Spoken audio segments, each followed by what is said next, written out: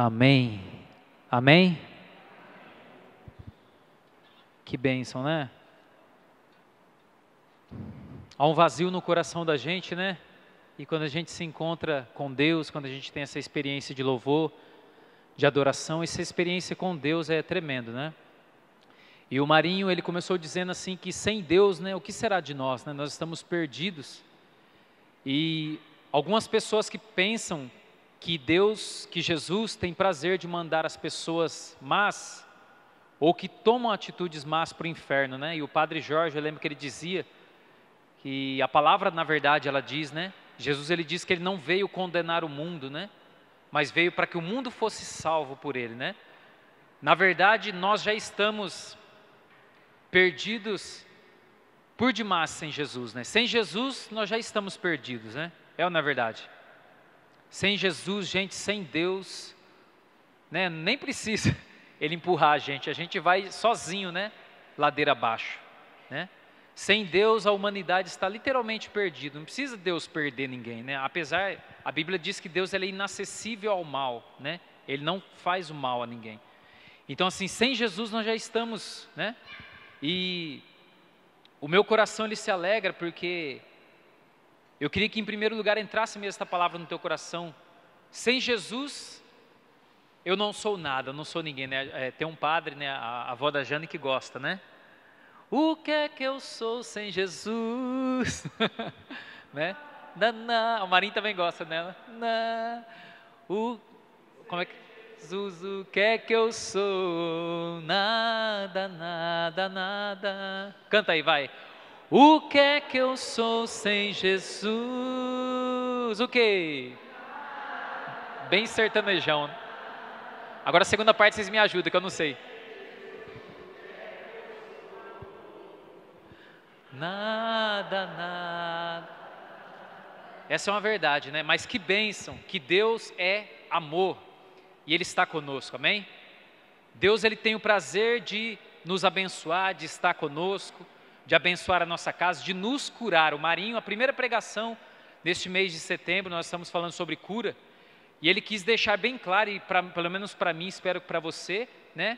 Deixou bem claro que Deus tem o prazer de nos curar, amém? Deus tem o prazer de trazer a cura sobre as nossas vidas, né?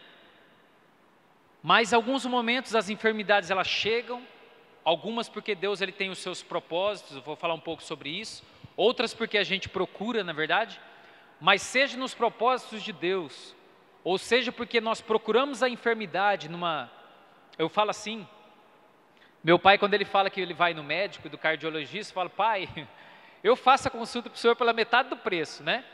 Eu já sei o que ele vai dizer, né? Maneira no sal, maneira na bebida, né? Faz caminhada, vai lá gente, não é verdade? Às vezes a gente vai no médico já sabendo o que a gente tem que fazer, o duro é a bendita da caminhada, não é verdade? Gente do céu, como eu costumo dizer, o dia que eu levanto com vontade de caminhar, eu deito e espero passar, né? Durmo mais um pouco, porque não é fácil, né?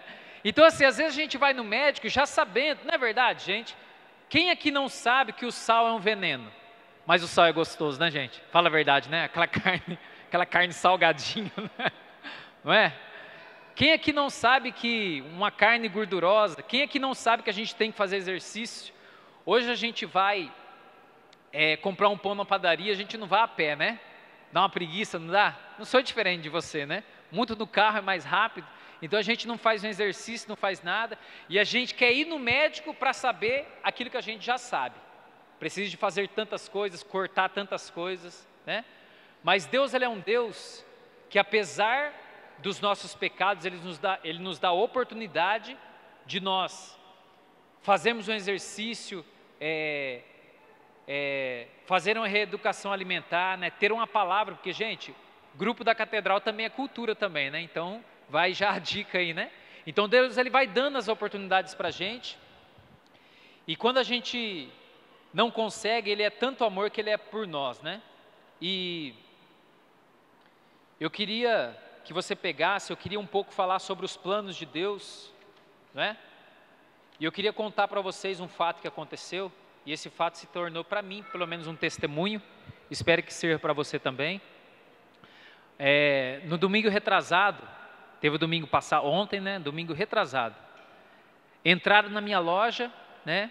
O ladrão entrou na minha loja e roubou algumas coisas, né? Ele não roubou muito dinheiro, porque bem feito ele roubar a loja de pobre, né? Então, ele não roubou muita coisa, roubou uns R$ 300 de troco assim, mas o bem maior ele levou a moto, né? Ele conseguiu levar uma moto e tal, e ficou assim tudo gravado na câmera, tá? Ele chegou, ele conseguiu quebrar a sirene, depois desarmar lá o alarme e tal. E aí, 7 horas da manhã, a gente até brinca, né? Vocês pensam que vagabundo não acorda cedo? Ele acordou 7 horas da manhã, né? Vamos trabalhar. E aí ele levou algumas coisas, tal, e levou essa moto. E aí eu cheguei na loja, a gente viu tudo, tal, chamou a polícia. E eu tinha alguns compromissos na segunda-feira e eu liguei para o Marinho, né? Cadê o Marinho? O Marinho sumiu. Ah, o Marinho está aqui. E eu liguei para o Marinho, que eu precisava conversar com ele, e eu aproveitei e já contei a situação. E eu sou o quarto de 8 irmãos, então é muito legal. Então, quando eu coloquei no WhatsApp, coloquei a filmagem no WhatsApp, é legal que eu não precisava nem ficar bravo, né? Meus irmãos já ficam, né?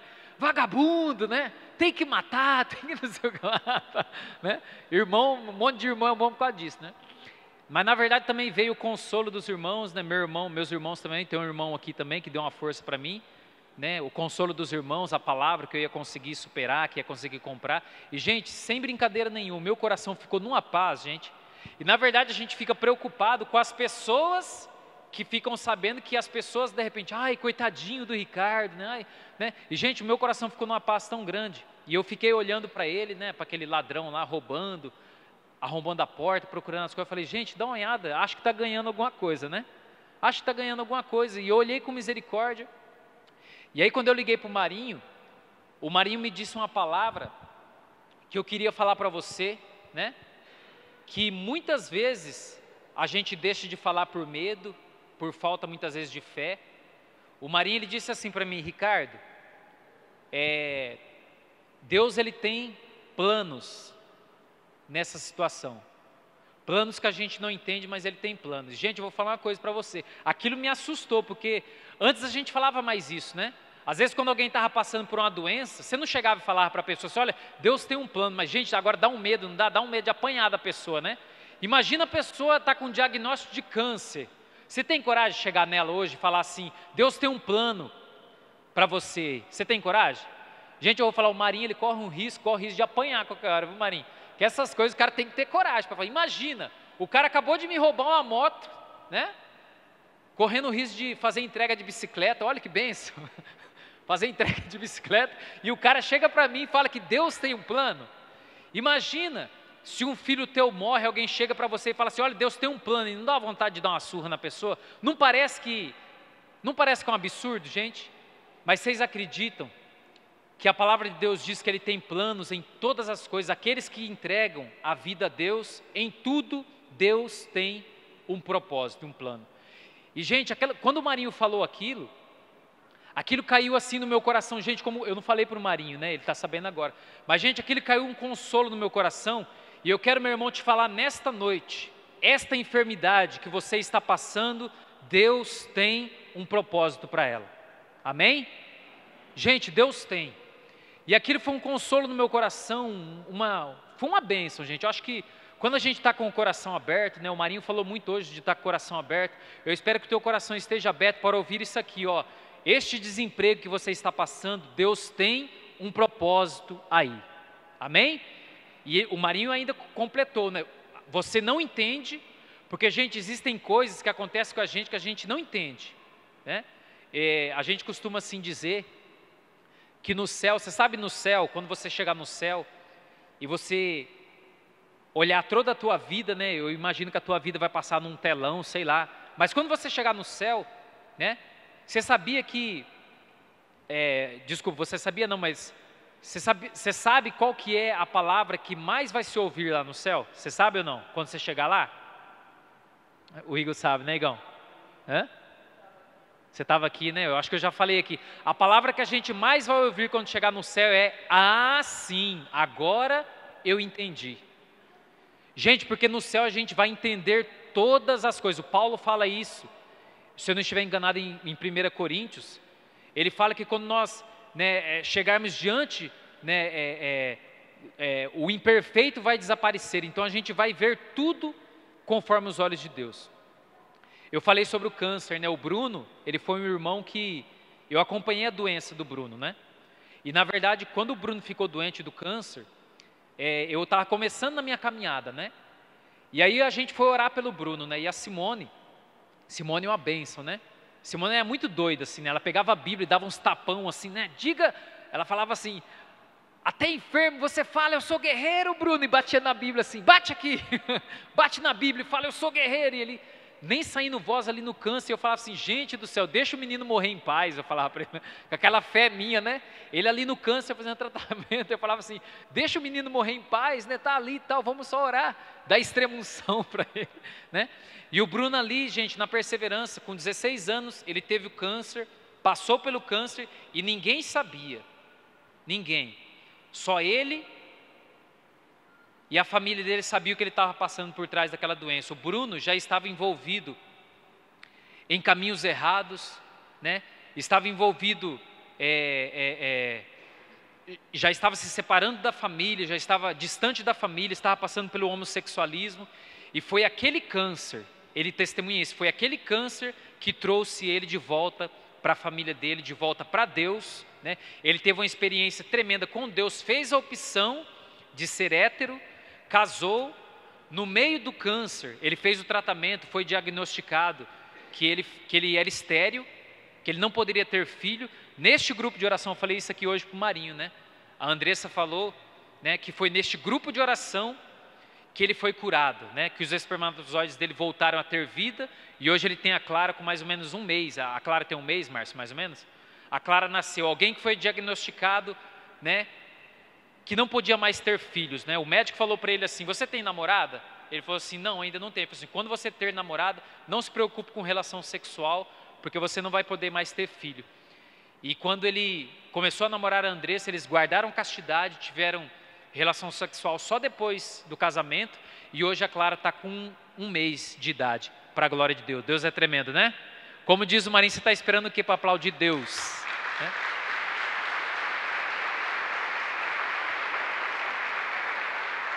Deus tem planos. Sabe isso que está acontecendo com você? Sabe isso? Sabe aquela mega sena que você joga e não acerta? Até nisso Deus tem planos.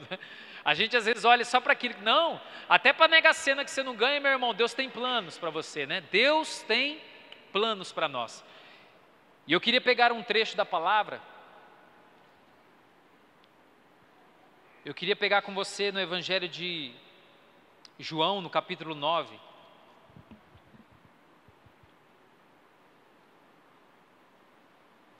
Acha aí, Evangelho de João, no capítulo 9.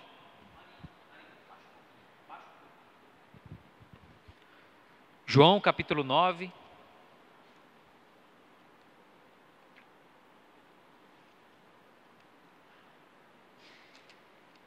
João é o último evangelho, tá certo?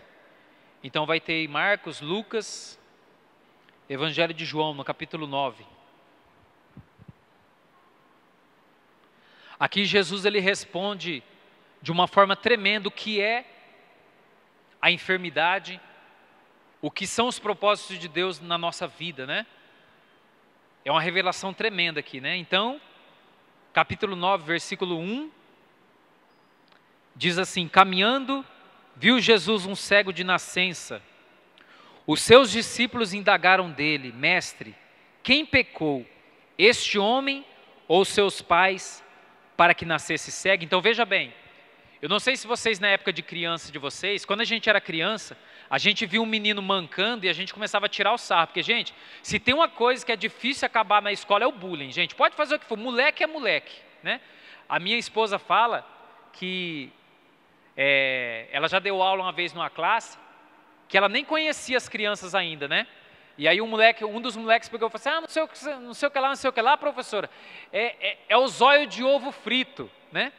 E a minha esposa falou assim, zóio de ovo frito. Gente, quando ela olhou o menino tinha um zoião desse tamanho. Eu falei, gente, de onde o moleque tira essas coisas, né? É o zóio frito, professor. O que é zóio frito? Então, aquele olhão grande. Então, não adianta. E quando a gente era criança, eu lembro que a gente tirava o sarro, vamos supor, você tirava um sarro no moleque que tinha um olho grande, a gente não falava assim, olha, você vai ter um filho desse jeito porque você está tirando sarro, né? Ah, você está tirando sarro porque seu filho está mancando, então você vai ter um filho desse jeito. A gente falava isso, né? Quando era, né? Ou então assim, né? Ah, se o pai... E aqui na Bíblia, eles fazem essa pergunta, né? Jesus, quem que pecou? Ele, ou seja, aquele homem, né? Na mentalidade, isso aqui eu que interpreto, na mentalidade dos discípulos, eles achavam que aquele homem poderia estar vindo de outra vida, né, reencarnando para pagar algum pecado, né? E aqui Jesus deixa muito claro que mortos não voltam, gente. Você nunca esteve neste mundo e quando você morrer, você jamais vai voltar para cá, entendeu? Há apenas uma oportunidade. A Bíblia diz em Romanos que o homem morrerá uma só vez e logo em seguida vem o juízo. Então nós nunca estivemos neste mundo e jamais você vai estar aqui para pagar pecado ou qualquer outra coisa. Jesus pagou o preço por nós, amém? Jesus pagou o preço do teu pecado e te deu vida eterna. Você quer ela ou não? Hã? Jesus morreu por você e te deu o céu. Você quer o céu ou não? Hã? Adivinha quem vai estar lá no céu ao teu lado? Dá uma olhada para o lado aí, vê se te agrada, né? Olha quem vai estar do teu lado lá no céu lá. Que bênção, né? Louvado seja Deus. E aí os discípulos, eles falam assim, presta atenção. Os seus discípulos indagaram, perguntaram para Jesus, mestre, quem pecou? Este homem ou seus pais para que nascesse cego? Jesus respondeu, nem este pecou, veja bem, nem este pecou, nem seus pais, mas é necessário que nele se manifeste as obras de Deus. Aí Jesus vai e cura aquele homem. Gente, presta atenção, aquele homem nasceu cego porque havia um projeto de Deus, um plano de Deus para a vida dele. Eu não sei quem conhece o Helder, o Eldão, né? Ele foi do nosso grupo de jovens, mas ele falava assim, Ricardo, na época, quando você começou a caminhada, você falava muito isso, parecia até um chavão, né? Deus tem um plano na sua vida, né? Eu chegava assim, jovenzão, né? Chegava para um jovem assim, olha, Deus tem um plano na sua vida. Como é que você chama? Andrés, Deus tem um plano na sua vida. A gente falava assim, né? Não era um chavão, mas eu sabia que para esta vida, eu esqueci seu nome, para o Gui, Deus tinha um plano para a vida dele. E quando vem a enfermidade, meu irmão, quando vem o desemprego, quando vem a dor, e gente, que bênção. Como que é Deus, né? Às vezes aquilo que acontece na vida de alguém da nossa família é Deus querendo nos alcançar. Na verdade não é nem com a pessoa, mas Deus ele quer nos alcançar e Ele usa a vida das pessoas, usa uma enfermidade. Eu lembro de duas tias minhas que ficaram sem conversar 40 anos. E antes do meu avô morrer, eu falo assim, gente, que a minha família é nervosa, o povo demora para morrer, né? Eu tenho tia de 80 anos de idade, né? E essas tias, elas ficaram 40 anos, elas brigaram na infância, né? Ficaram 40 anos sem conversar. Por causa da doença do meu avô, essas tias se encontraram, né? Uma enfermidade. Quem de nós muitas vezes pensa que uma doença, uma dor, vem para o bem? Gente, vem, porque Deus tem propósitos para nós. E eu quero, meu irmão, que nesta noite, eu queria que o Marinho pegasse já o violão, eu quero encerrar esta palavra, porque, gente, o que eu tenho no meu coração e o que eu quero que aconteça com a tua vida, pode não ser agora, talvez você não está passando por nada, né? Mas o que eu quero que você guarde no teu coração nesta noite, neste encerramento de cura, é de que Deus tem um propósito, porque Ele te ama. Ele te ama. E parece ser até um chavão, mas, gente, o amor de Deus curou a minha vida de um jeito. Vocês não têm noção, né? A minha conversão começou com o amor de Deus, né? Gente, eu tive uma experiência tão tremenda com o amor de Deus, eu já falei isso aqui, mas eu quero que você entenda que Deus, Ele te ama, que nos momentos que você passar por alguma dificuldade, alguma dor, alguma enfermidade, alguma doença, eu quero que você entenda, Deus tem propósitos. Eu lembro que quando eu recebi uma proposta para trabalhar na Ginomoto, eu fiz o curso de técnica em química, né?